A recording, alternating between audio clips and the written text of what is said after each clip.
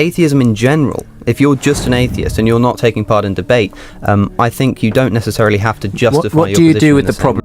It's really not too complicated. All you have to do is reject what anyone else says about a potential deity. You don't have to defend your position at all. You just have to attack others' position. By my definition, an atheist is someone who does not believe in God. As long as they put themselves in a position to never have to defend themselves, they are good. And that's the cowardly loophole. Atheism is just the rejection of the claim of theism. They really try to create a belief system that doesn't require itself to be justified or defended. How much of a coward are you to even co-sign this idea? Why wouldn't you want to defend your position? Holy smoke!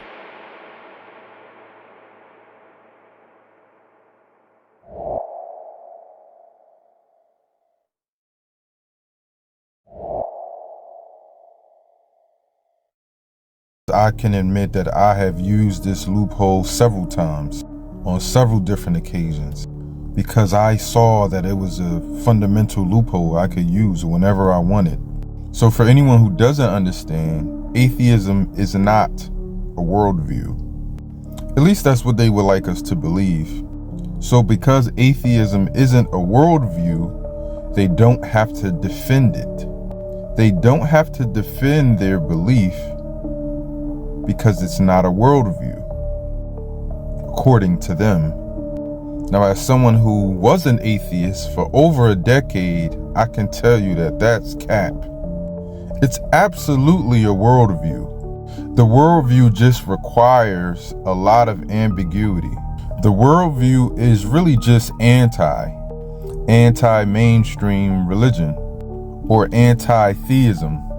The worldview is to refute all other worldviews that ascribe a deity to creation of life. It's really not too complicated. All you have to do is reject what anyone else says about a potential deity. You don't have to defend your position at all. You just have to attack others' position. Think of it like this. Let's say I say Jordan is the GOAT and you say Jordan isn't the GOAT. And I start spitting out statistics and you start saying, no, that's not good enough, that's not good enough. And then I ask you, well, who's the GOAT? And your response is, well, I don't really need a GOAT. I'm just gonna tell you that Michael Jordan isn't the GOAT. Like, what do you mean? Like, we're having this conversation, I'm telling you Jordan's the GOAT, you're saying he's not, and you don't think he's not because someone else is?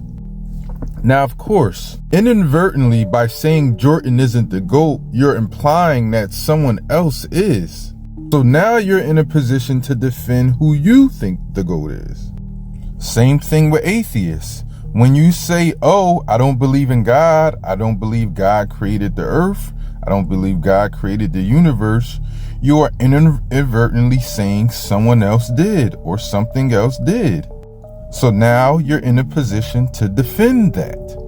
Whether you verbally say it or not, it's a default position. If I specifically ask, why don't you believe God created the universe? Your answer will dictate who or what you think created the universe. That is a claim. That is your claim. But you know what? Don't take my word for it. Let's hear atheists describe whether or not they have to defend their position. I think it's important to remember that according to me, atheism isn't a worldview, and I know this is something you disagree with, Frank, but the way that people get around this a lot of the time is they'll say, well, many atheists do believe that there is no God. But not all atheists do. So if you meet a person who does believe there is no God, they are an atheist. But that's not what atheism is. That's sort of a subset of atheism. I'm what you might call an agnostic atheist. And a lot of people think that agnosticism and atheism are on the sort of same spectrum, but to me they're absolutely not. Agnosticism, Matt Dillahunty is good on this. Agnosticism is a claim to knowledge. Atheism is a claim to belief. So to say you're agnostic is to say, well, I don't know if there's a God, which I think is the rational position to take. I mean, can anybody really know for sure? And all I'm saying is, because I don't know, agnosticism, I therefore don't believe, and that's atheism. But there are people out there who do actively believe there's no God, and those people do have a burden of proof. I mean, people such as, he only did it on one occasion that I've seen, but Christopher Hitchens usually would say, you know, we would never say there is no God. But when talking to William Lane Craig, he said of the Christian God that he is, quite dangerously I think, but he said that he's in a position where he thinks he can actively say that God does not exist. And in that case, yes, he has a burden of proof. But as far as I'm concerned, atheists in general, or atheism, isn't a worldview and doesn't. This is the lie that atheists want you to believe, that atheism isn't a worldview. If the foundation of atheism is based on a lie, you already know what the rest of atheism is. Yeah, well, I would say that are you saying that atheism is just a lack of belief in God? Because it is for me, as far as I'm concerned. Okay, but then that would be just a statement about your psychological state. Yes. It wouldn't be a statement about the real world. Well, because no. this book is an atheist then, because it lacks a belief in God. But then we're really trivializing what the word atheist means then. Yes. Because you could say this microphone's an atheist then, if it just lacks a belief in God. So if somebody wants to say that, okay, fine, but I don't see atheists just saying that. What I see is atheists saying, oh, I lack a belief in God, and here's how I explain the universe. Multiple universes, evolution, quantum vacuums, materialism. Well, those are positive beliefs that need to be defended. Now, Exactly. It's not just, I don't believe in God, full stop.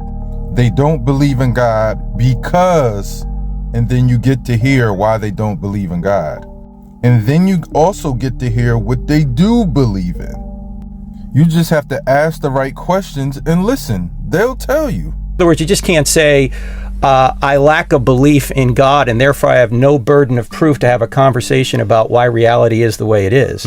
No, if you're going to say that multiple universes or evolution or materialism or quantum vacuums explain how we got here, then it would seem to me you'd need reasons for those. Those are positive beliefs. You see what I mean? Oh, absolutely. There's no such thing as just a neutral position when it comes to theism. I believe in God, I have reasons why. You don't believe in God, and you also have reasons why. Why is where reasons live. Now, for anyone with the slightest ounce of common sense, they already know this. And Alex doesn't even refute this. So anyone that's refuting this is doing it off of emotion, not logic. In certain cases, for instance, if you're talking about the variety of life, and somebody says to me that they think it was God, and I said, oh no, I can explain this for evolution. I suddenly have a burden of proof. I have to offer some evidence for that. Right. But atheism in general, if you're just an atheist and you're not taking part in debate, I think you don't necessarily have to justify what your do you position do in with the problem? So what they'll do is try to reword what they think they are. I'm an agnostic atheist. I'm an agnostic. They just try to find the word that requires the least amount of work for them to do. As long as they put themselves in a position to never have to defend themselves, they are good. And that's the cowardly loophole. Whether or not you think you would have to justify is irrelevant. The position itself has to justify itself, just like every other position known to man. They really try to create a belief system that doesn't require itself to be justified or defended. How much of a coward are you to even co-sign this idea? Why wouldn't you want to defend your position? When I was an atheist, I loved defending my position. It was the best part of the atheism. I loved for people to ask me questions because I felt like I knew all the answers. So to put yourself in a position that you don't have to defend your position is cowardly.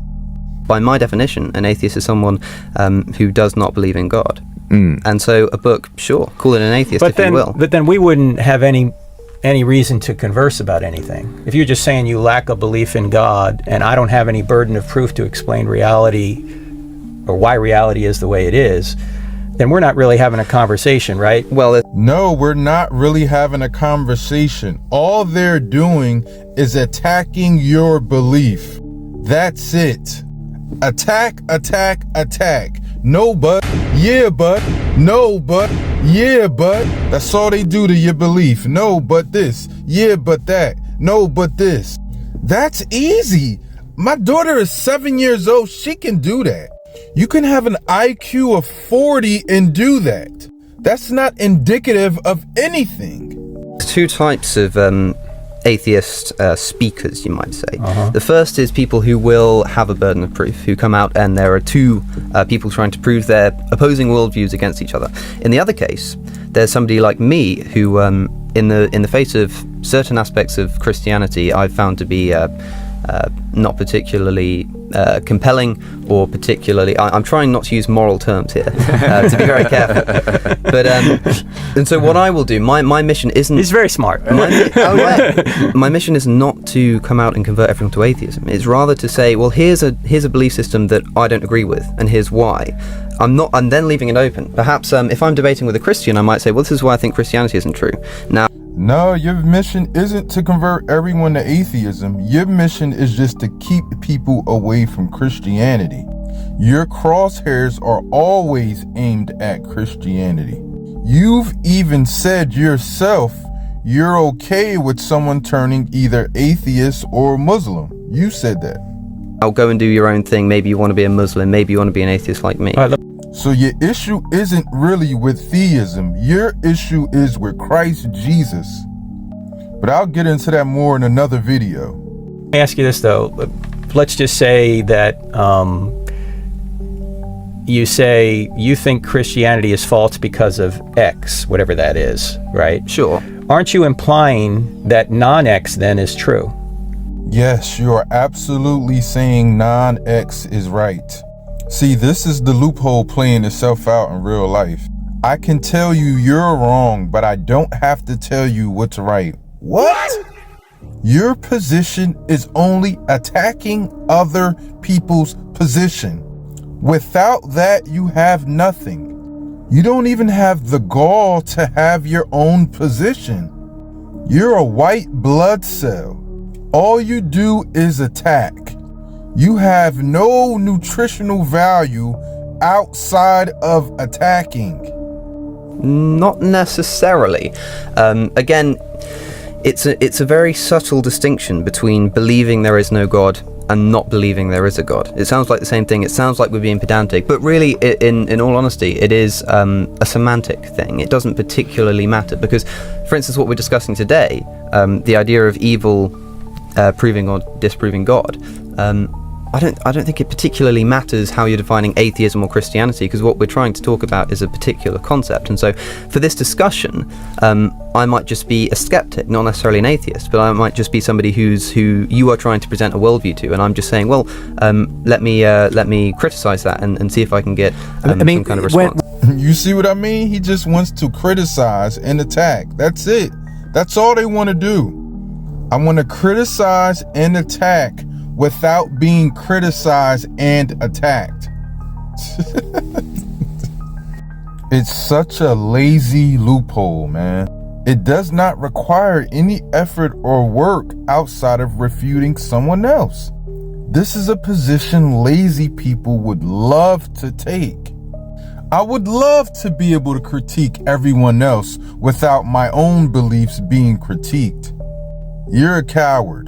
Atheism is just the rejection of the claim of theism, which tells you nothing about how that person thinks about social rules, who they want to vote for, whether they like cake more than they like pie.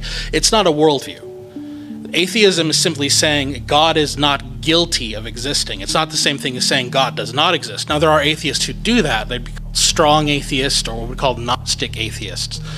But atheism is just a rejection of the claim of God existing. If this is your position, you're a coward. You don't even have the gall to defend yourself. You just want to run as soon as you're challenged. Very convenient.